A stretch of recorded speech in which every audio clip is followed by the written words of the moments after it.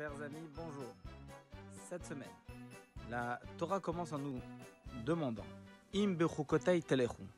S'il vous plaît, allez dans mes lois, et mitzvotai tishmoru, et vous allez garder mes mitzvot.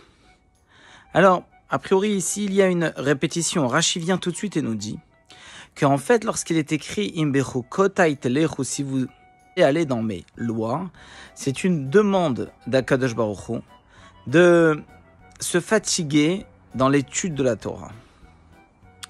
Alors a priori, il y a ici un paradoxe, parce que la Torah, c'est un cadeau d'Akadosh Baruch Hu, un cadeau de Dieu, et n'est pas venu par un travail particulier.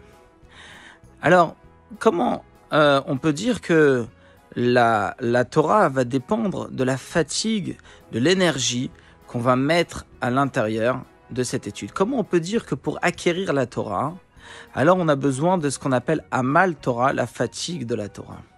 Alors en réalité, en un mot, il y a deux sujets ici. Il y a effectivement les lois de la Torah qu'on doit connaître, apprendre pour savoir qu'est-ce qu'on doit faire ou qu'est-ce qu'on ne doit pas faire. Mais il y a aussi un deuxième degré, un deuxième niveau. Dans l'étude de la Torah, il y a, comme on emploie ici le terme bechukotai dans mes lois, mais en fait ça vient aussi du mot chakika. Chakika qui veut dire une gravure, gravé.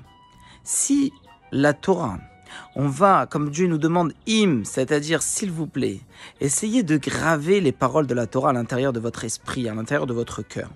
Si les paroles de la Torah s'imprègnent réellement à l'intérieur de notre personne d'une manière de ce qu'on appelle une gravure, alors que lorsque on va écrire sur de l'encre sur un parchemin par exemple, alors ou de l'encre sur un papier, il y a deux entités différentes, il y a l'encre et le papier qui en font deux, alors que une gravure, la lettre, elle est gravée à l'intérieur de la pierre et ça fait une seule chose. Alors c'est exactement ce que la Torah nous dit. Essayez de vous fatiguer, de faire pénétrer à l'intérieur de votre esprit, à l'intérieur de votre cœur, l'étude de la Torah, votre Torah, qu'elle fasse un avec vous.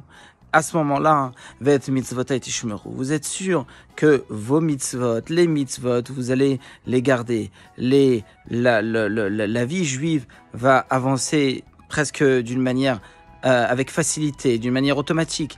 Les choses vont aller avec beaucoup plus de facilité. On va servir Dieu avec beaucoup plus d'amour, de largesse. Et cela est la meilleure façon pour activer et amener la venue du Mashiach. Now, tout de suite. De bonnes nouvelles et Shabbat Shalom.